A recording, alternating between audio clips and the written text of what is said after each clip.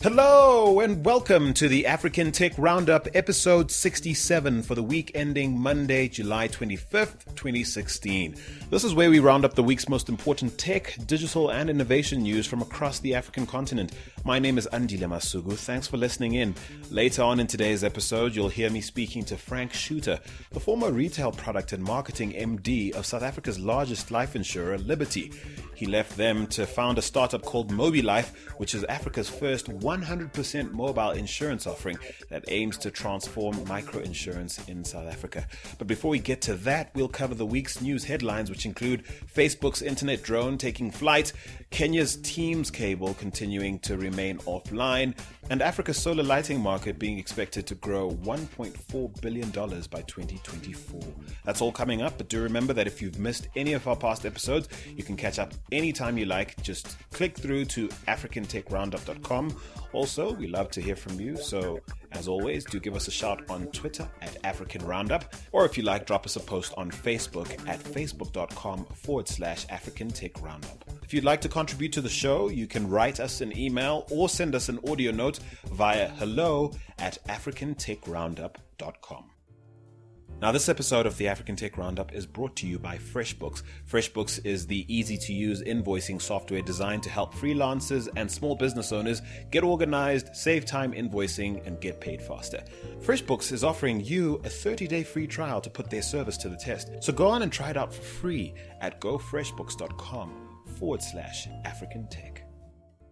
Well, for now, it's on to this week's news. First up, according to a new research report by Global Market Insights, an estimated 590 million Africans have no access to electricity, and this includes over 130 million people living in urban areas. Now, that really puts into perspective what a luxury electricity continues to be for many Africans, to say nothing of regular and reliable internet access.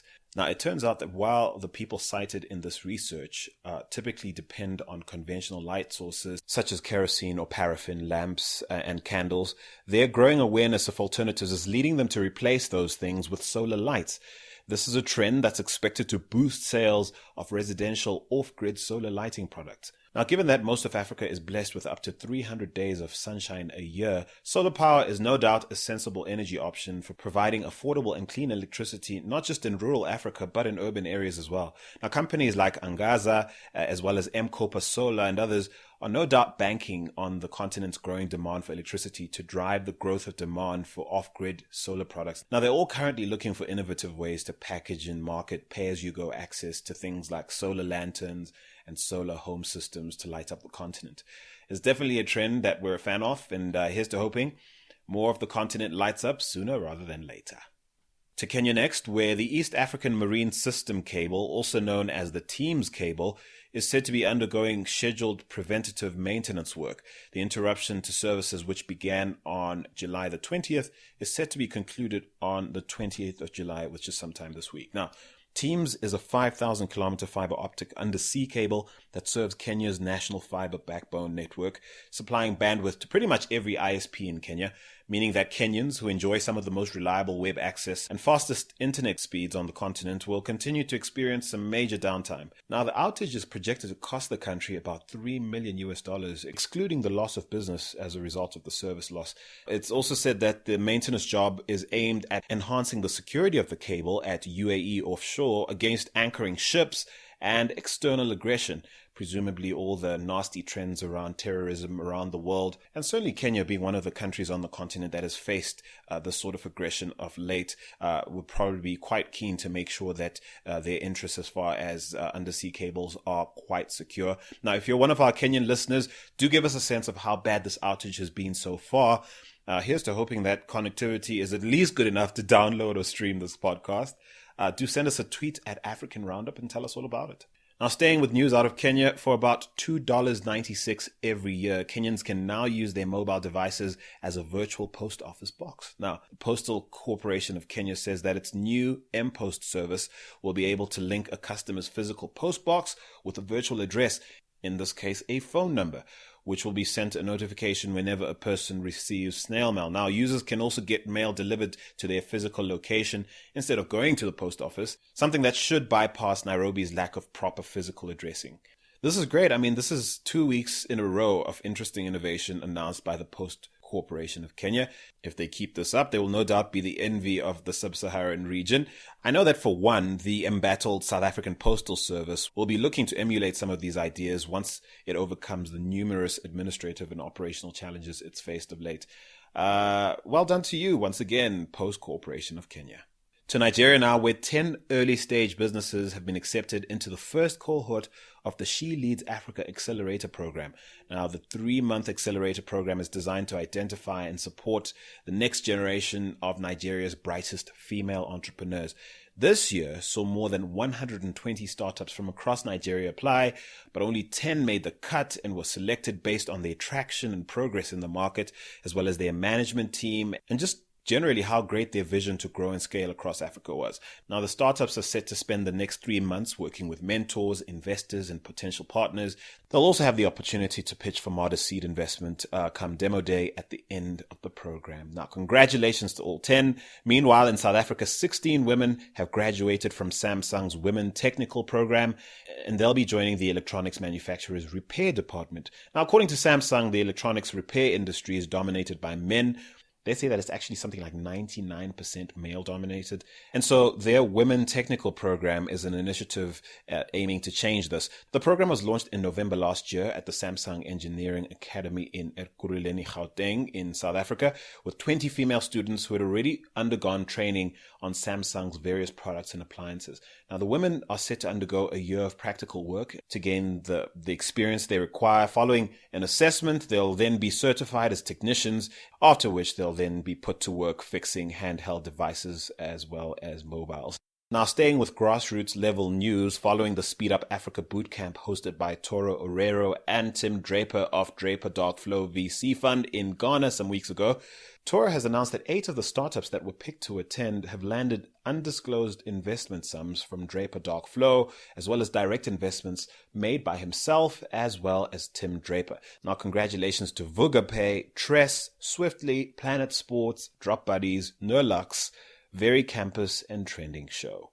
Great to see a lot of attention being given to the pipeline issues we tend to have in Africa's tech ecosystem.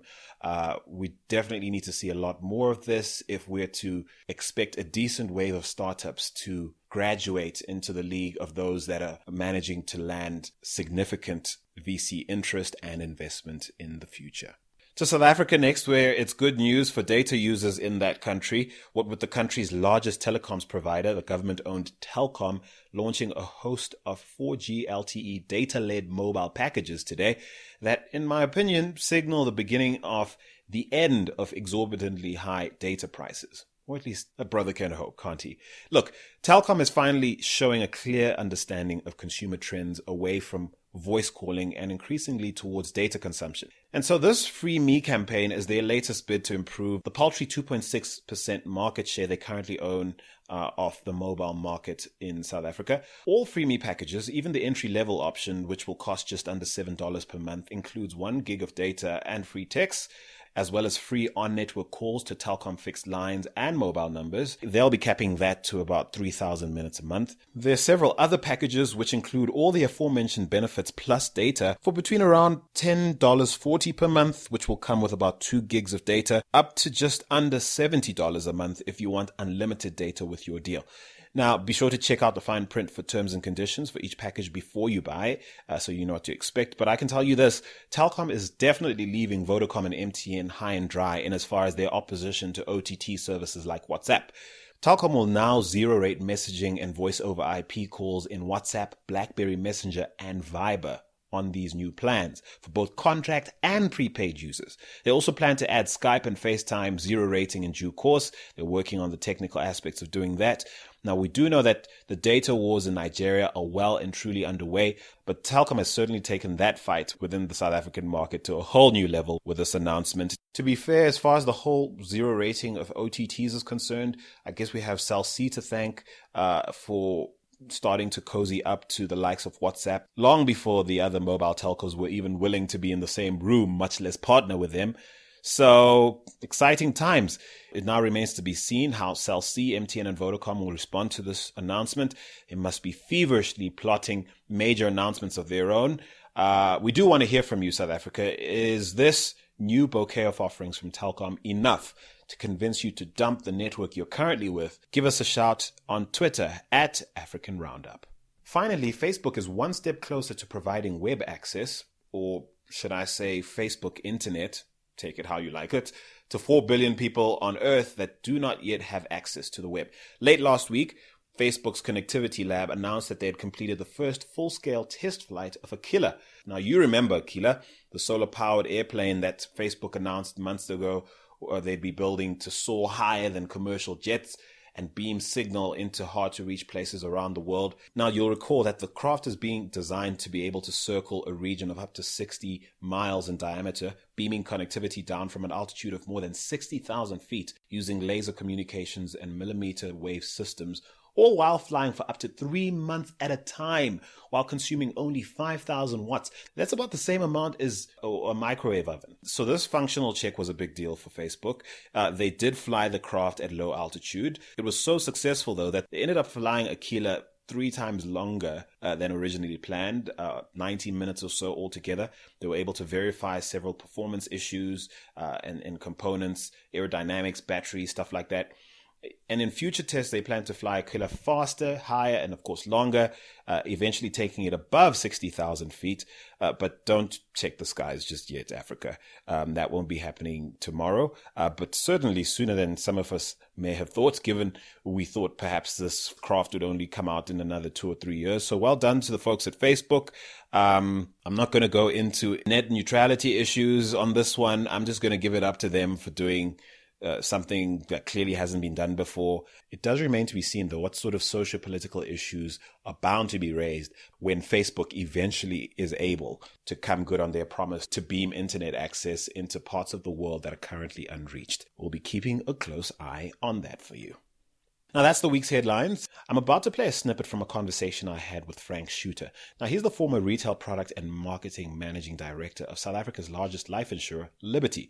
In a gutsy move, he left his cushy gig there to found a startup called MobiLife, which is Africa's first 100% mobile insurance offering that aims to transform microinsurance in that country. Now, I asked him what would possess him to take on massive incumbents in what's a fiercely competitive multi-billion-dollar market. Take a listen. Frank Shooter, Chief Executive at MobiLife.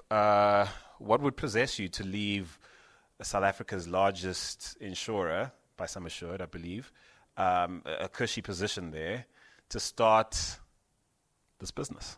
Well, yeah, after nearly 25 years in the life insurance industry, I'm a believer in life insurance. I've seen the tremendous good that proper insurance cover can do for families. But I've also seen many of the problems. And I think particularly the insurance industry is not doing a good job of serving lower income consumers in South Africa. And that's an opportunity I identified. And so we at MobiLife, we're bringing a whole range of innovations to the market with one purpose. We want to deliver better outcomes to customers at the lower end of the economic scale. What does that translate to in practical terms? What have you identified as pain points for that market that, that you've found haven't been serviced, you found the bigger players aren't servicing adequately? Okay, so I think there are a couple of, as you say, pain points that I really can identify. The first thing is, do you know that in South Africa every year, the insurance industry cancels more than 6 million life cover policies? No, I didn't actually know that. But I would have thought that comes with the territory. Is that number unusually high? 6 million. Think of 6 million customers that have been paying premiums for months or years and now have their policy cancelled, that they'll never get a cent of value out of that policy. That for me is a terrible outcome. And the problem is that the policies are too inflexible. You have to pay your premium every month. The moment you skip more than one, the company will typically lapse or cancel your policy. And I just think the economic reality, if you're somebody earning 3,000 or 4,000 rand a month, your reality is some months life happens and you just don't have cash to pay your insurance. And I believe you shouldn't lose your policy whenever that happens. I imagine, though, that's a problem if you care to care about it, except I don't imagine in a business environment that, in a for-profit environment, that would be a problem at all. Wouldn't that be good news? Well, I think this whole issue of lapsing is really an outcome of the established insurance model, which is largely intermediary driven. So intermediaries go out there and sell a large number of insurance policies every year. And of course, they earn an upfront commission for doing that, which is fair enough. But that means that when the customer stops paying for a month or two, that you have to lapse that policy to try and recoup those costs. So it's really a function of an old-fashioned distribution model that is giving rise to these poor customer outcomes. And so at Mobilife, we've said, let's use the power of the smartphone in your pocket to make life insurance cheaper, easier to access, and a hell of a lot more flexible. At Mobilife, we will never cancel your policy if you skip a premium. In fact, even if you skip 11 premiums in a row, we will never cancel your policy due to the non-payment of a premium. And now we're going to get back to how you do that, that's a question I'm going to ask mostly for my wife and her curiosity, given her actuarial background. But we'll get back to that. I'm more interested initially to talk about the fact that you've chosen to branch out on your own on a tech play, which is really my interest specific to this interview. Tell me the thought process around identifying, what's essentially a technological play in this space in order to launch your solution.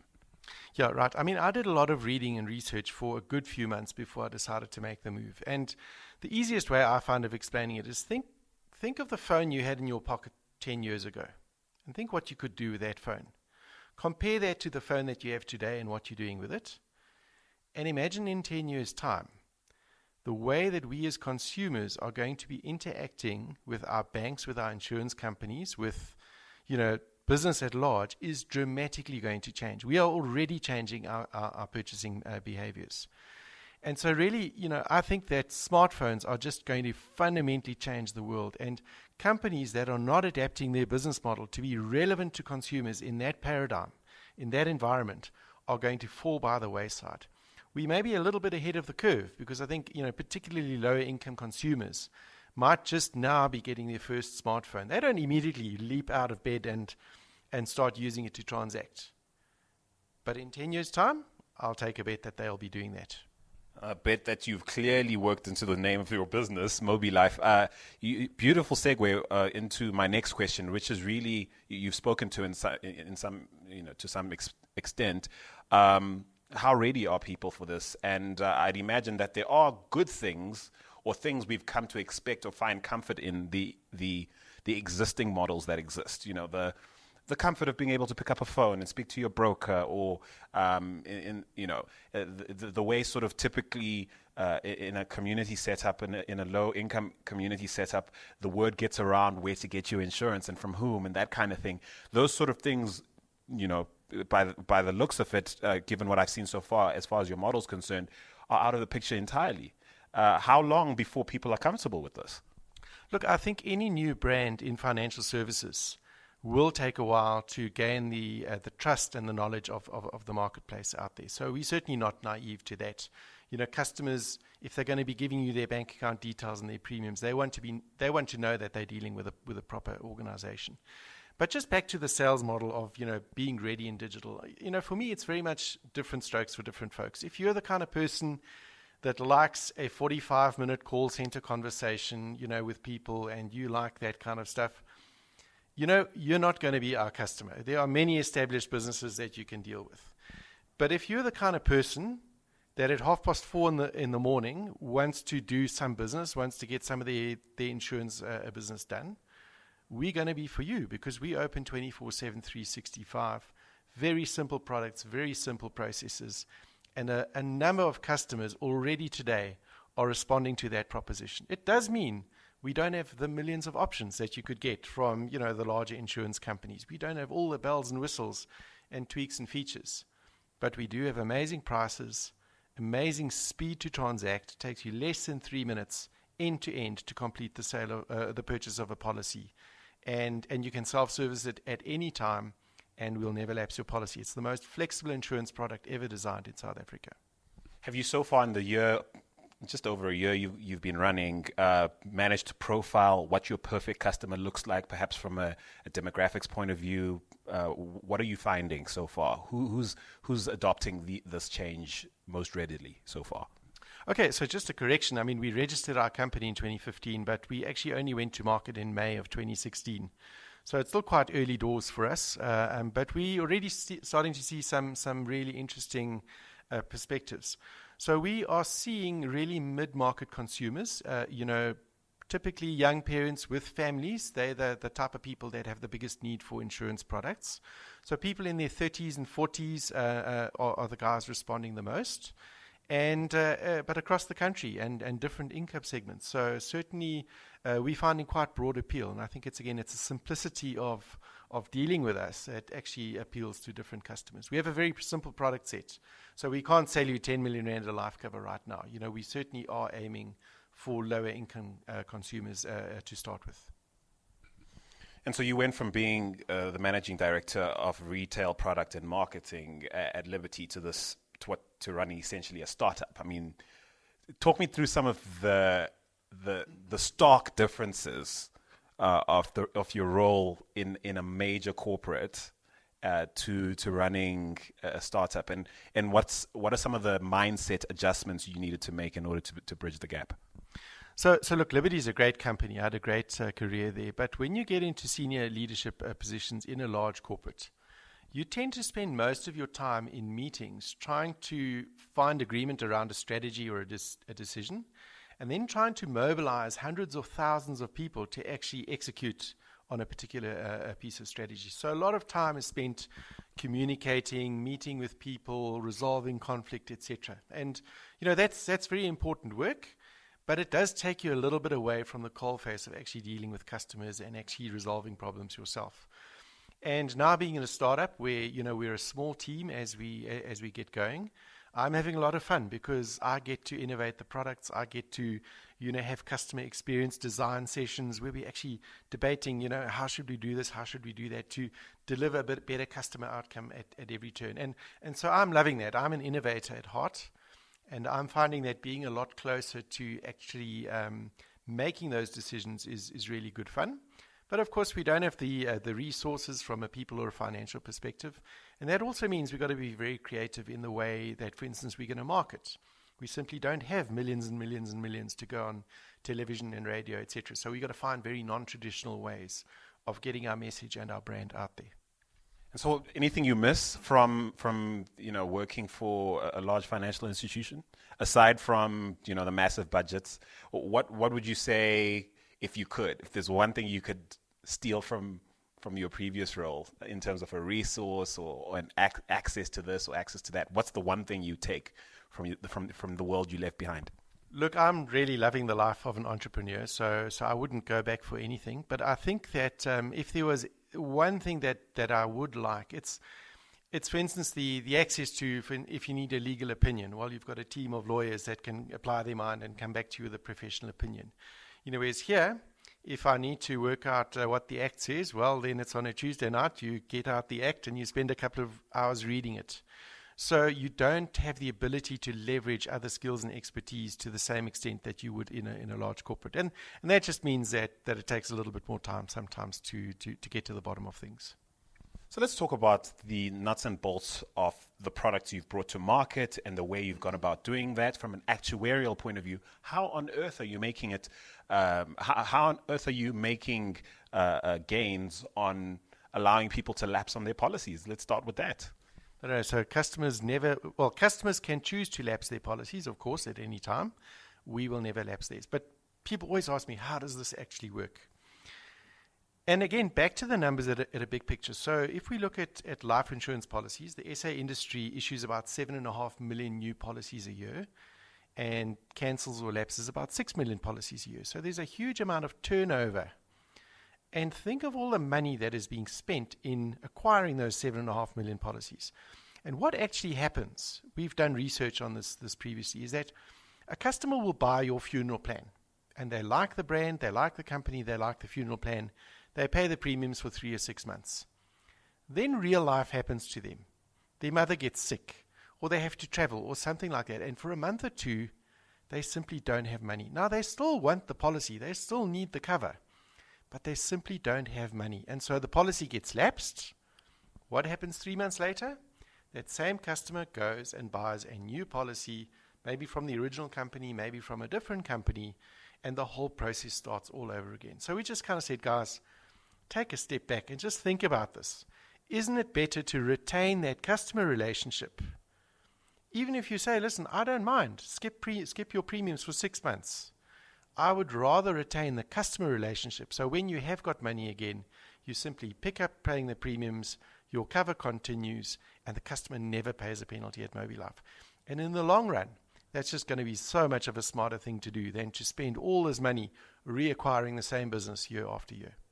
I suppose there's also something to be said for the unique, for using mobile phones as a unique identifier that allows you to take some of those liberties as far, well, excuse the pun, that allows you to sort of know where everyone is at and maybe have the comfort of having data perhaps to give you the comfort of knowing that this person is not going to, disappear off the face of the earth. Strangely enough, Andile, that's quite a challenge because in South Africa, especially in the prepaid market, customers are changing their number 2, 3, 4 times a year. So it's actually quite difficult to keep track of a customer by assuming that, I may have had my mobile number for the last 10 or 20 years. But in general, customers are turning over their numbers very, very frequently. So that's actually quite a hindrance to our operating model. And so we've had to build ways of ensuring customer continuity despite the fact that they might actually be changing their mobile number on several occasions. Isn't that an indictment on the system that's meant to give us all the sense of security? The RICA system in South Africa, I know Nigeria has gone through, continues to go through the very difficult process of registering all their SIMs. This issue is problematic in so many markets across the African continent. It sounds flawed. I would have thought if it was working as well as it should, you wouldn't have this problem. Yeah, I think, the reality is customers do what is easiest and best for them to do. And I think, again, particularly in credit active markets, if you've taken a loan or if you start being hounded by somebody that's looking for you to pay your arrear premiums or whatever the case might be, you know what, it's just easier for you to go and buy a new SIM card and actually get a new number than to actually deal sometimes with the legacy that you may have created with the previous number. So again, I think, customers are behaving perfectly rationally. And it's actually it's more convenient for them to change their number necessarily than to deal with some of the challenges that they've got based on other decisions that they may have made. So that's the reality. Customers are not going to change that behavior. We have to adapt our business models to actually allow them to continue doing what they want to do and still be able to serve them in that way. And so the back end of this platform, is this a proprietary platform that you've built? And I ask because how worried are you that, the incumbents could clone this idea and roll out, and basically crush you guys? Yeah, people always say, you got to protect your ideas, because everybody will copy them. So to answer your question, our operating model is being patched together from a couple of platforms that are available. So long-term insurance platforms that are provided, as well as, for instance, the ability to pay a benefit by way of a grocery voucher. So there's a company in the Cape called the Y Group, as an example, that allows the issue of digital vouchers that can be redeemed at any of the national grocery chains. So we partner with them so that we can pay the benefit, for instance, on our food insurance product as a weekly grocery voucher rather than upfront cash. So I think that we are really leveraging cutting-edge technology platforms that are available these days. And the key difference is that the cost of our operating model enables us to offer insurance products at kind of unmatched prices. We, in July this year, will be launching an insurance product for R9.99 a month. That's less than $1, or 60 cents or something. That's less than a cool drink a month. So really, by having a super low-cost operating model with the customer self-service paradigm, where customers will self-purchase and self-service their products, we can massively leverage the scale and capability of the system and pass that benefit back to customers. I wanted to get back to one of the second ways in which I believe the industry is not serving customers. If you compare at this bottom end of the market, Our Financial Services Board actually published a report a while ago saying that if you compare the claims paid at an industry level relative to the premiums that have been charged, customers are getting back about 20 cents to 25 cents in the rand. So 75 cents in the rand is being consumed in distribution costs, administration expenses, and profit margins. For me, that is just absolutely unsustainable. How can we be serving lower income consumers if we're taking 75 cents in the rand? And so by developing a high technology, low cost operating model that is massively scalable, we are looking to more than double that benefit payback ratio in the longer run, once we establish a book of business. And what does that mean for customers? It means lower prices. That's why we can offer an insurance product at R9.99 a month. We can make money, customers get a great deal, and it's all enabled by the high technology model that we've implemented. I'm sure you'll agree, though, that by and large, still on the continent, access to the internet and certainly, the use of smartphones is a luxury.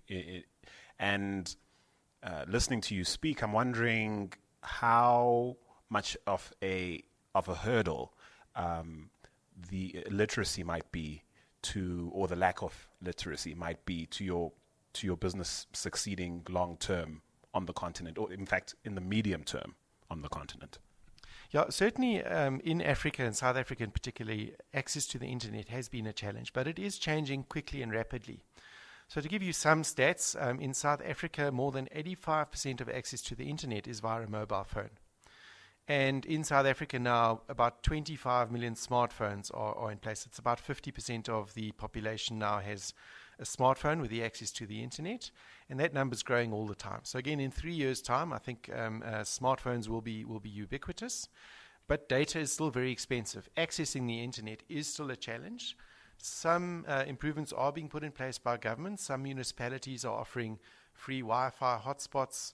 There are a number of taxi ranks in South Africa where you get 50 megabytes of free data a day. So we certainly are seeing a change there. And as I said earlier, we may be a year or two ahead of that kind of wholesale change in customer behavior. But when that comes, and I fundamentally believe it is an inevitable outcome, we will be there. Will have been there for a couple of years, and with a relevant business offering that we believe will be very attractive to consumers when they are ready to transact online.